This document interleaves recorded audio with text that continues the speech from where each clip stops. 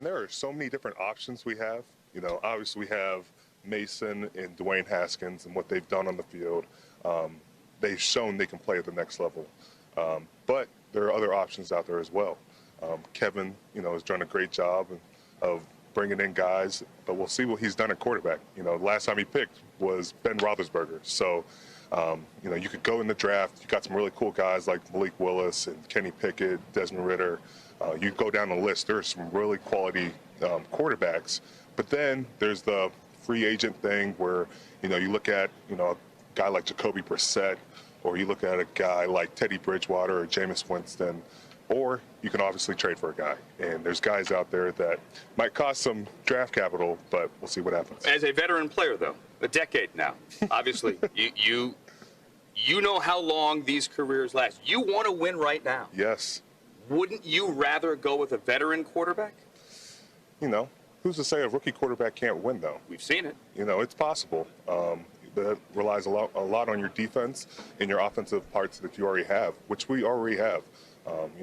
Most teams don't have a Najee Harris running the ball, or a Claypool, or a Deontay Johnson. In other words, you have the pieces to win right now. Yes, we do. Cam Heyward, NFL Network, yesterday from the Combine. I'll tell you, he mentioned a lot of names. One thing that happened in that whole sequence that jumped out at me is this, that he mentioned Dwayne Haskins and Mason Rudolph and glossed over them, and it almost felt like, if they're still there, that's okay, I'll live with it. But there's a lot more that's appetizing on the other side of those He literally guys. said, but. Right.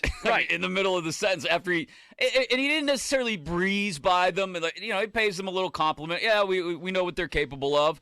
But then he starts listing off all the rookie quarterbacks. Then he starts talking about all the veteran free agents that might be available. Then he even brings up the idea of trading for someone and reinforces all of it with, no, we're built to win now, at least he believes.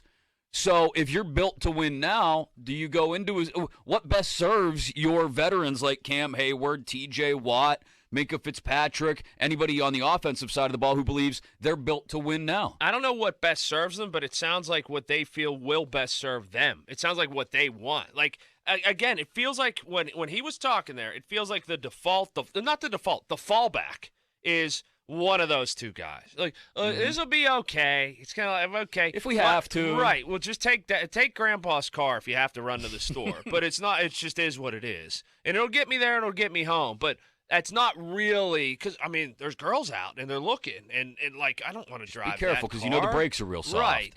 I want to drive something else. That was the tone that came across. And the fact he was so adamant about who says a rookie quarterback can't win. I thought I'm not going to go and make a stretch here that that means that Mike Tomlin has gone and told him that we're really interested in rookie quarterbacks. But what it does do is it shows the amount of confidence in somebody that's a big-time player on this football team and in this league, that it's not a league in 1985 anymore, where you go, I wonder if a rookie can step in. And guys believe that a guy could show up in a couple months from now and then have practices, have camp, and boom, and be their guy. Yeah, and I think that's what you hear in Cam's voice. Now, look, every player is going to believe that he and his teammates are probably capable of a little bit more than maybe they are, but they believe that their defense, especially if they have Tuitt and or Alu back, is going to be better than 24th in the league and dead last against the run. And so they believe that with a rookie quarterback even, they can compete.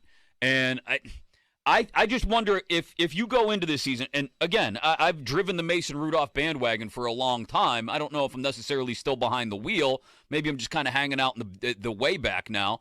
But I wonder how they feel, the veterans, all these guys who've talked about what the Steelers may or may not do at quarterback this offseason, who've been asked about it, and how many of them have either not mentioned Rudolph and or Haskins at all, or, as Cam did there, somewhat breezed by them. If I was a defensive veteran, I wouldn't want Mason Rudolph.